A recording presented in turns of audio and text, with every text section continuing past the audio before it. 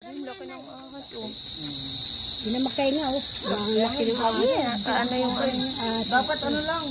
Kasi sa mga nabapunod ko, hindi ganito ka. Ala, ala, ala.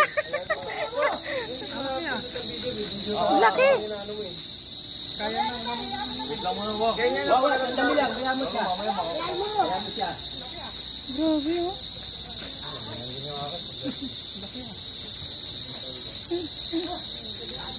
Pag bumitaw yan, oh. Ala.